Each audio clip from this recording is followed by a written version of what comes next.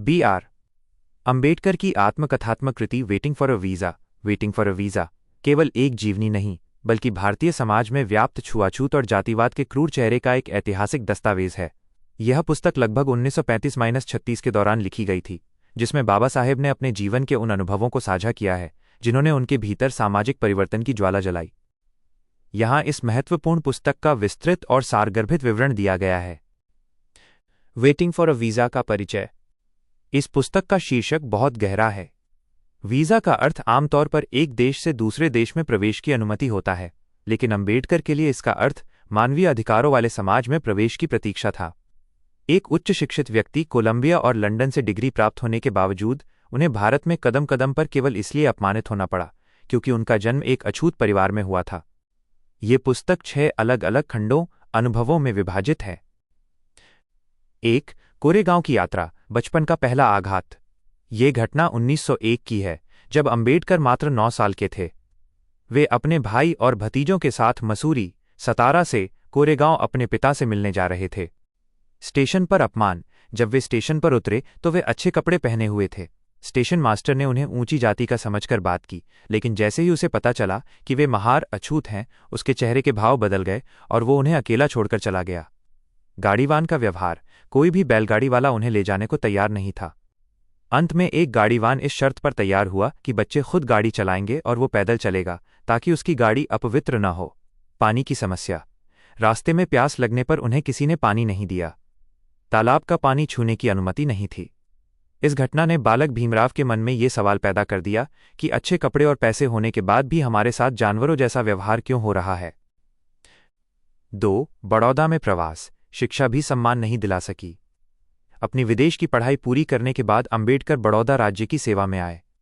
उनके पास दुनिया की बेहतरीन डिग्रियां थीं, लेकिन जाति की दीवार अभी भी खड़ी थी। पारसी सराय की घटना। बड़ौदा में किसी ने उन्हें रहने के लिए कमरा नहीं दिया।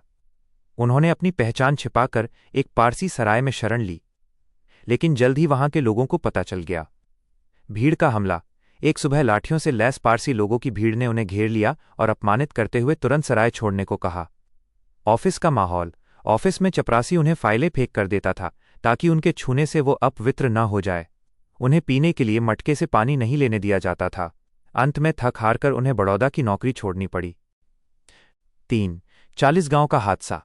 एक घातक अपमान। ये घटना तब की है जब वे एक प्रसिद्ध वकील और नेता बन चुके थे। उन्हें चालीसगांव में दलितों की एक सभा को संबोधित करने जाना था। सड़कों की खराब स्थिति के कारण उन्हें ले जाने के लिए कोई तांगा उपलब्ध नहीं था। कोई भी सवर्ण तांगे वाला एक अछूत को अपनी गाड़ी में नहीं बिठाना चाहता था। दलित समाज के लोगों ने एक पुराना तांगा खुद चलाने का फैसला किया क्योंकि उन्हें गाड़ी चलानी नहीं आती थी। रास्ते में तांगा पलट गया और अंबेडकर बुरी तरह घायल हो गए। उन्हें कई दिनों तक बिस्तर पर रहना पड़ा। अंबेडकर ने लिखा कि जातिवाद इतना अंधा है कि वो किसी की जान की परवाह भी नहीं करता। 4. दौलताबाद का किला, पानी पर पहरा। 1934 में अंबेडकर अपने कुछ साथियों के साथ दौलताबाद का किला देखने गए। गर्मी बहुत थी और वे धूल से लथपथ थे। किले के पास एक टैंक देखकर उन्होंने हाथ मुंह धो लिया। अचानक एक वृद्ध मुसलमान चिल्लाने लगा, अछूतों ने हमारा पानी गंदा कर दिया। वहां मौजूद भीड़ उन्हें मारने दौड़ी। अंबेडकर ने तर्क दिया कि क्या आपका धर्म यही सिखाता है। ये अनुभव बताता है कि छुआछूत केवल हिंदुओं तक सीमित नहीं थी, बल्कि भारतीय समाज के अन्य वर्गों में भी गहरे तक समा गई थी। 5. एक डॉक्टर की लापरवाही, छुआछूत की कीमत जान। इस खंड में अंबेडकर एक दलित महिला की कहानी सुनाते हैं जिसका इलाज करने से एक ऊंची जाति के डॉक्टर ने मना कर दिया। महिला की स्थिति गंभीर थी, लेकिन डॉक्टर ने उसे छूने से मना कर दिया और दूर से ही दवा लिख दी। अंततः समय पर इलाज न मिलने के कारण उस महिला की मृत्यु हो गई। अंबेडकर ने रेखांकित किया कि मानवीय सहानुभूति से ऊपर जातिगत नियम रखे जाते थे। 6. एक युवा सरकारी कर्मचारी का दुख। अंतिम खंड में एक युवा दलित युवक की आप बीती है जिसे गांव के सवर्णों ने केवल इसलिए प्रताड़ित किया क्योंकि वो सरकारी नौकरी तलती पर लग गया था।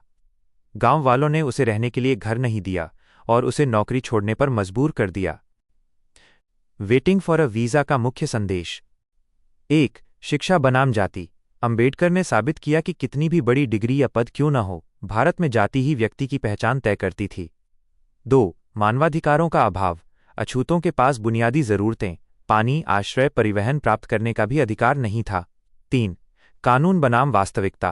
कागज पर कानून होने के बावजूद जमीनी स्तर पर सामाजिक बहिष्कार सबसे बड़ा हथियार था। निष्कर्ष: वेटिंग फॉर अ वीज़ा हमें ये समझने में मदद करती है कि बाबा साहेब के संघर्षों की जड़ें कितनी गहरी थीं। उन्होंने जो अपमान सहा, उसे उन्होंने व्यक्तिगत दुख नहीं बल्कि सामाजिक बीमारी माना और उसके खिलाफ संविधान के माध्यम से लड़ाई लड़ी। ये पुस्तक आज भी हमें याद दिलाती है कि समानता केवल कानून से नहीं बल्कि मानसिकता बदलने से आती है।